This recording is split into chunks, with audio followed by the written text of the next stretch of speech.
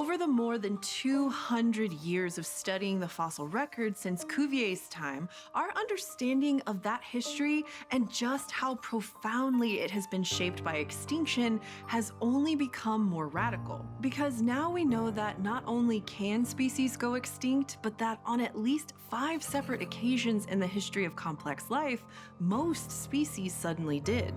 The most famous of the Big Five, by far, is also the most recent of them, the end Cretaceous extinction at the close of the Mesozoic era some 66 million years ago. You probably know it as the time that a gigantic asteroid impact ended the reign of the dinosaurs. But despite it being the most well-known mass extinction event, as well as the most sudden and dramatic, it wasn't actually the worst one.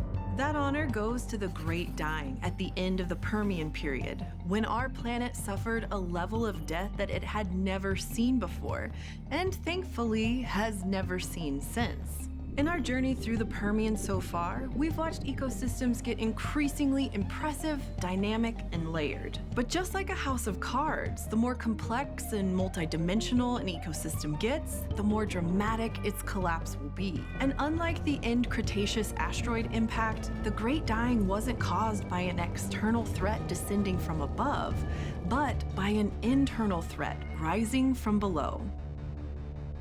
Some of my colleagues on EONS describe the Great Dying as the murder on the Orient Express of mass extinctions. Like, everyone did it. Every ecological factor on that train tried to kill life on Earth. There were a lot of variables there. So can you walk me through everything that was going on that triggered the Great Dying? Yeah, there were, of course, many culprits in this extinction event, but there was a main trigger, and that was the eruption of a large amount of lava in what is now Russia, called the Siberian Traps.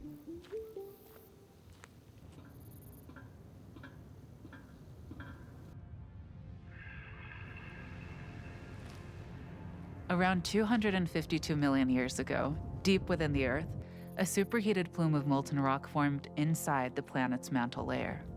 As convection currents carried it higher and higher, this plume pushed against and melted the planet's crust, until eventually it broke through entirely in northern Pangaea, in what would one day be Siberia, triggering some of the largest volcanic eruptions in history. So we're talking about an area the size of Western Europe, over 2,000 feet tall. This happened over the course of 1 million years. This put tons and tons of carbon dioxide into the atmosphere and other greenhouse gases. The consequences of these eruptions were felt on every inch of the supercontinent of Pangaea, and even the depths of the oceans that surrounded it. Because these eruptions did much more than just spew out an obscene amount of lava. They also set off a chain reaction that turned this regional disaster into a global crisis of unprecedented proportions. See, what made the eruptions so especially devastating was their location.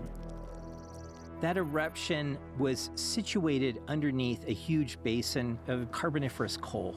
Permian Siberia contained vast fossil fuel deposits that had formed in the extensive tropical swamps of the Carboniferous period, right before the Permian began.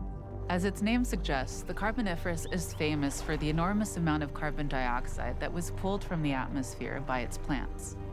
As these plants died and fell into the murky depths of the swamps, they didn't decompose, but became buried and compressed underground, locking away all that carbon in a solid form, over 1 trillion tons of coal.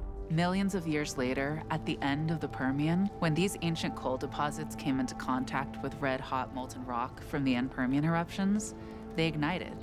And once they were on fire, no force on Earth could put them out. Now, one of the most painful lessons that our species has learned over the last century is that when you burn a lot of coal really fast, the planetary effects are pretty dire. Suddenly releasing all that stored carbon back into the atmosphere triggers rapid and intense global warming. And 252 million years ago, this same process set in. The combination of emissions released directly from the eruptions, as well as from the unchecked coal combustion, raised atmospheric carbon dioxide levels 6-fold according to some estimates. Now, if that was a little bit higher, it would be lethal to all air-breathing terrestrial animals. The runaway greenhouse effect that followed was intense, increasing ambient temperatures to around 35 to 40 degrees Celsius, beyond the ability of most ecosystems to tolerate for long. We also see evidence of dead zones where rising temperatures just made parts of the globe inhospitable for all life, particularly at the equators. Plus, the massive volcanism and coal combustion also spewed out other pollutants like sulfur dioxide, triggering planet-wide acid rain with a pH level equivalent to vinegar.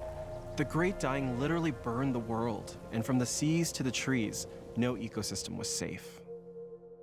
We are so excited to tell you about our new TV series, Eons: Life and Death on Pangaea.